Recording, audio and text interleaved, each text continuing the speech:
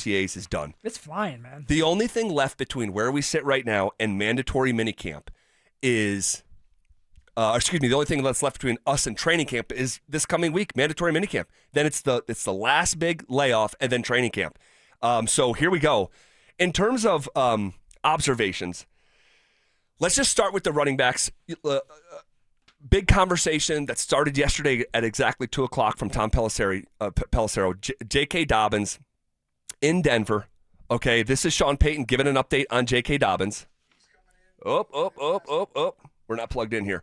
We'll get it in a second. He didn't get deep into it.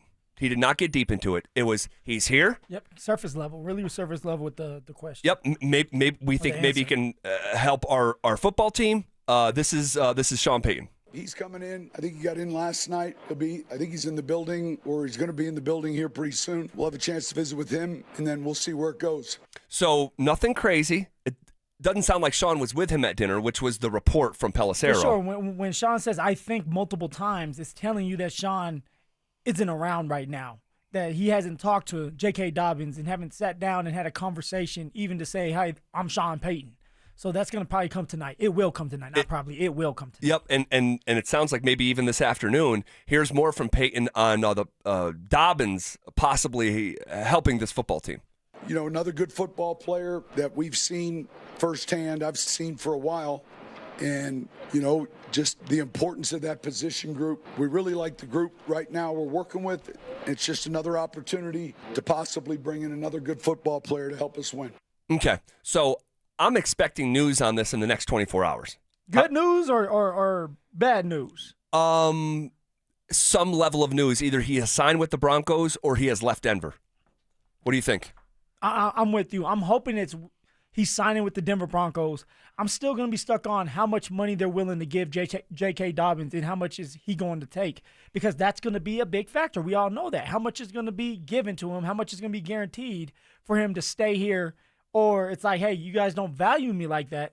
Let me go ahead and move on, get back on the plane like Evan Ingram did, and see if somebody else wants me or will give me more money. That's the only thing I'm thinking of with this. I hope he decides to stay here and wants to be a Denver Bronco, because he would be a great fit. A hard-nosed runner with the offensive line, one of the best offensive lines in the league that's in front of him. You have a young quarterback that can get you the ball as well. Like, this would be a great fit for a guy that's 26 years old and wants to go for 1,000 yards rushing. And, of course, you know, and we touched on this a little bit yesterday. Was there a domino that fell within the running back room that led the Broncos to reach out to J.K. Dobbins, or was this the plan the whole time? There's no way of knowing for sure, so let's just say that. But my head leans more towards this is a guy who knows there's a market for him. This is a guy that just averaged 4.6 yards a carry, played in most of the games, he was at the NFL honors for, you know, comeback player of the year, finished runner-up, okay? And he is not in a rush to be at OTAs. And this is the time that you would start like truly exploring some of these scenarios. See, and when you say he's not in a rush, he kind of is if he wants to get ready for camp. This is the time to get your playbook. This is the time to get out there on the field with Bo just to get the feel. Like, I hate when some of these vets are able to do it, yeah, okay. But if you have a chance to be out there running around with your teammates, bring in that energy for not just you but your teammates and getting that chemistry down, why not do it? Don't think that J.K. Dobbins doesn't want to be on a team right now.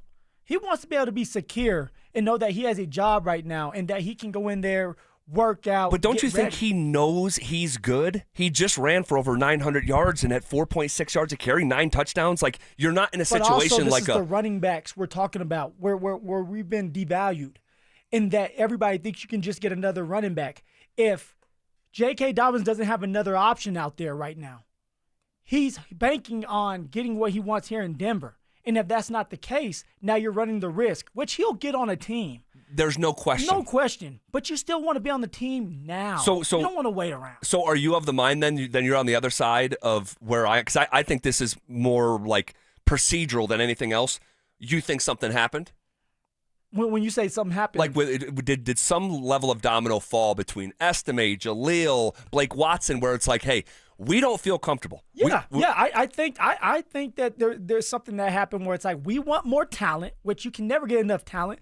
And Sean truly believes that this team can do it. This team can win, not just get to the playoffs, but win a playoff game. And maybe he thinks they can get to a Super Bowl in his head. Yeah. We're talking about Sean now. Yeah. But also you're looking at this roster, you're looking at film, and you're like, we need a veteran in here now. And JK Dobbins is saying, well, I'm just out here. I'm working out. Nobody wants to just sit there and work out for months, not knowing who you're going to or how much money you're going to make, even if you're going to get a call. You might not get a call.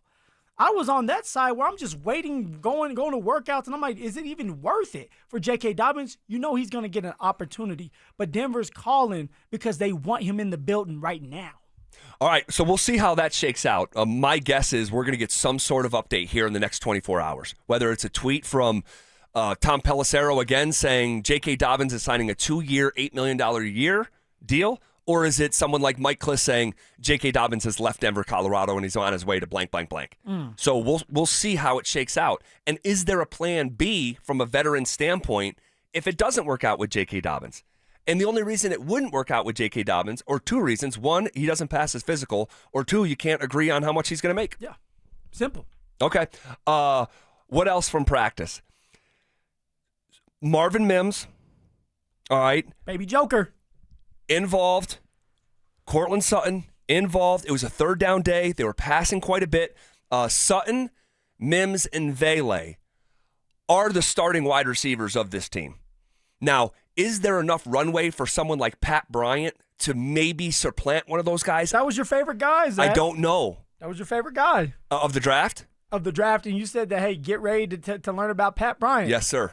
Yes, sir. You still feel confident? Heck yes. Pat Bryant is going to be here for years to come. Now, I will say, but throwing in there in a starter role, like he'll get his opportunities through the year. He's just not a starter right now, unless he just kills the preseason and preseason games too. But even then, we'll see.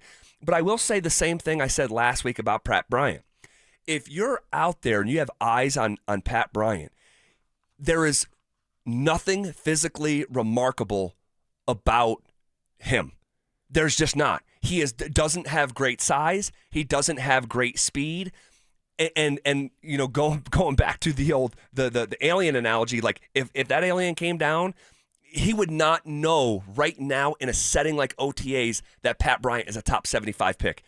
His secret sauce is going to show up when the pads are on and you're asked to be a reliable wide receiver. That's where I think him getting off the line of scrimmage, like stuff like that, it just doesn't show up in OTAs. It just doesn't. I wish it did in a way but it just doesn't. That's all. No, and it's okay. It's okay. He's a guy that when the pads come on and blocking downfield, catching the dirty balls down the middle of the field on top of that, that's where he's going to shine. But also, I've said it before, it's coming down to special teams. He's going to have to focus on special teams until he earns the trust of Sean and the offensive coordinator, because it's not just Sean out there, but the coaching staff as well, for him to get more reps. But they're going to come for him. I have faith that he's going to be good. Now, you're higher on him than I am. Yeah. I'm excited to watch him play in preseason games, but he's a great depth piece, and I think he's going to do a great job on special teams because he was a captain over there at Illinois, and that speaks value that he's willing to do whatever it takes to make sure this team is okay. Yes, and he's a mature young man, right, in addition to what you're saying, right? That kind of goes without saying when you are a team captain and that kind of stuff. And let me just make clear, we talked about this on Friday. When I say I'm high on Pat Bryant, like high for a third-round pick, we went over the numbers. Remember, Mace did the research. Yeah. Like if he has 350 yards and 3 touchdowns, I think that would be a really good start for historically it would be a really good start for a third-round wideout. You were high on Bailey. Are you as high on Pat Bryant as you were on Bailey last year? I don't have enough information yet. You You're dealing with Bailey, but you seem to say, you know what? Well, that was the start of camp validating what I had seen in OTAs and mandatory minicamp. Like when we get out to camp, and if we see more from Pat Bryant, because I don't have anything to report on Pat Bryant right now in terms of like plays he made, anything like that. And he's going with the threes. He's right. He's going with the threes, maybe the twos a couple times, but he's a rookie, a third-round rookie. This is the issue. This is the issue that Sean put on himself and on that young man, comparing him to Michael Thomas. drafting him in the 3rd round when everybody's like, why are you drafting him so early? And then you go out there and it's OTAs. And so I don't really care how he looks right now. What does he look like in camp? Go back with these 4 weeks before camp starts, get better, and compete. But when you have Sean that's saying things that he's similar to Michael Thomas, I want to see that. And I haven't seen it yet. No, and we'll see if it shows up in mandatory minicamp, and then more importantly in training camp. Troy Franklin, man. Troy Franklin made a couple plays today. And look, obviously we know how it went his rookie season. Barring a couple moments, and we know one of them came against the Bills in the playoffs. Last moment. It was a last moment. And maybe that serves as a lasting impression, and you can be hopeful. It was a pretty lackluster year for Troy Franklin. And seeing him out there making plays, I don't believe that Troy Franklin is anytime soon going to be a down-to-down route runner for the Broncos. I think the role for him here moving forward, and I'm totally speculating, we'll see what it looks like in the summer, but it looks like he is more of a package guy. He's more of like who Marvin Mims has been for his first 2 seasons. Not a down-to-down receiver. That's more of like a Vele and Sutton, and maybe Mims can get into that role, but you're seeing him out there, and when he does have the ball in his hands, man, he's got a physicality to him that pops off the page in a way that Pat Bryant doesn't. And that's why Sean Payton fell in love with Troy Franklin. That's why Sean Payton's going to continue to give him the reps. And you are right. It's going to be like a package deal where we're going to get you open. We're going to scheme up plays, Troy Franklin, to get you open and utilize your speed to stretch the football field so that we can have the middle of the field wide open. That's what you're looking for. So for Troy Franklin, if he can find his role and be okay with it, do well with the role and build off of that, earn the trust of Sean saying, hey, we're going to give you more reps, he's going to be in great shape because he does have something that you can't coach, and that is speed. Speed kills in the NFL, and if you have enough of it, people will be scared of you. Yep. I'm seeing on the RamosLaw.com text line, guys, hit us up if you have a question or you want to give feedback to what we're saying. It says, hey, Zach goes from saying Pat Bryant will be here for years and years to come to I don't have enough info on him yet. That was to Phil's question, are you as high on Pat Bryant as you were on Vele last summer? And when I went head over heels for Vele was in camp. Like, Pat Bryant, still very much a forecast. It's based on college tape and 2 OTA practices. But when you say years to come, I'm thinking like, oh, we have something here. And I think the Broncos will. I think that they will. Oh, take your shot. And so do I believe Pat Bryant's going to be here for years to come? Absolutely. Do I believe his floor in year number 2 or 3 could be like 700 yards? And I don't know if he's ever going to be some 1,000-yard guy. I really don't. It's hard to do that. It wouldn't shock me, though, if by the end of year number 2, we're talking about Pat Bryant being the best route runner on the Denver Broncos. Well, I'm going to tell you right now, Zach, it better be something like that at the end of year number 2. Because if not, they're going to move on. Who's next in the draft? Who can we pick up that's ready to play right away? So he's going to get his opportunities for these first 2 years. He needs to make the best out of those moments, which I believe, like you, he will. It's OTAs. We're not seeing everything. And like I said earlier, guys, we only been invited to 2 OTA practices. They've been practicing for 2 weeks straight. Right. We don't know if this young man's making plays or if he's not. We don't know if Evan Ingram's making plays or if he's not. All we know is what we're seeing out there today and last week, and we're bringing it to you guys. Yep, and so that's all we can do. So we're trying to balance passing along legitimate observations, but not overreacting to them and, keeping them within the context in which they lie. It's the first week of June. We'll see what it's like in the second week of August, right? So, and by the way, here's Sean Payton not long ago talking about Troy Franklin. You haven't been able to see all the plays, but there have been a number of explosive plays he can run. And I would say a strength of his is ball in hand after the catch. He can run after the catch, so he's doing well. So, again, to your point of what we're not seeing, It sounds like from what we saw today and from what Sean Payton is saying that Troy Franklin's second year is off to a good start. This is what it sounds like to me. 1, Sean is high on Troy. We all know that.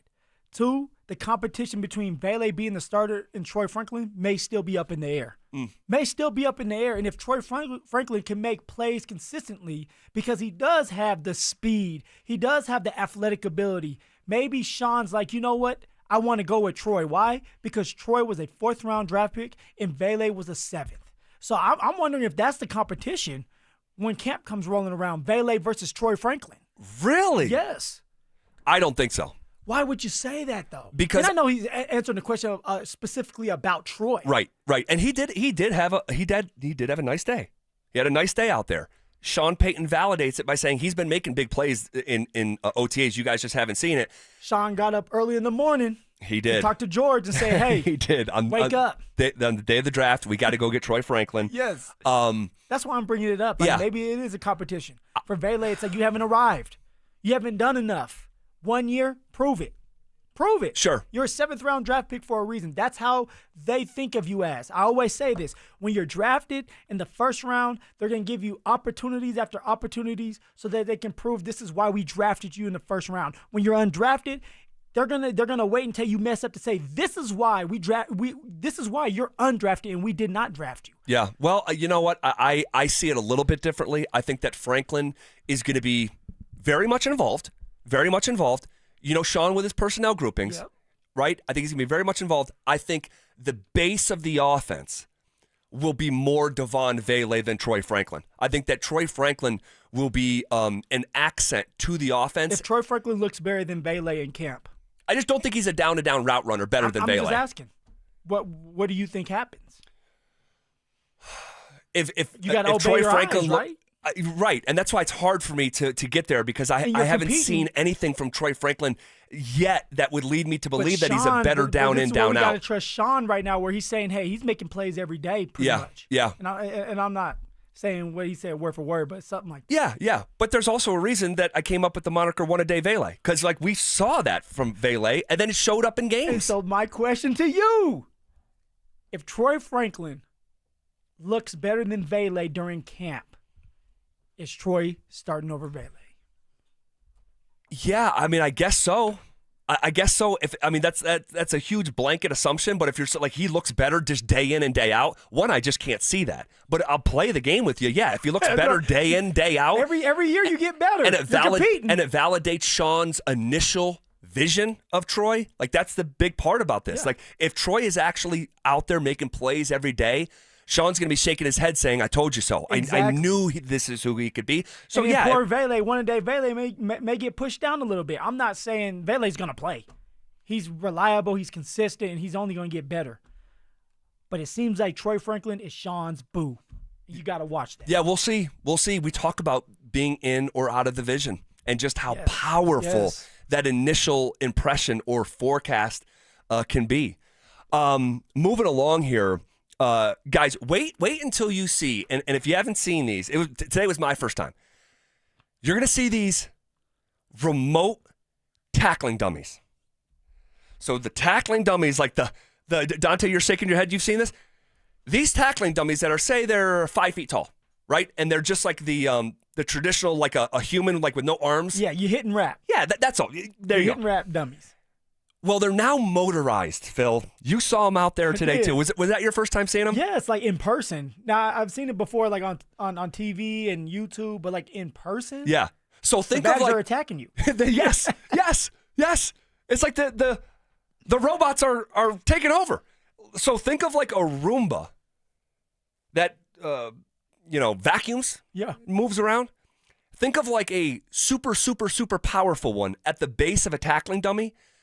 Guys, you're going to see them out at training camp. If you do make it out, think of a tackling dummy moving that looks like it's possessed and it's going as fast as you can run or faster.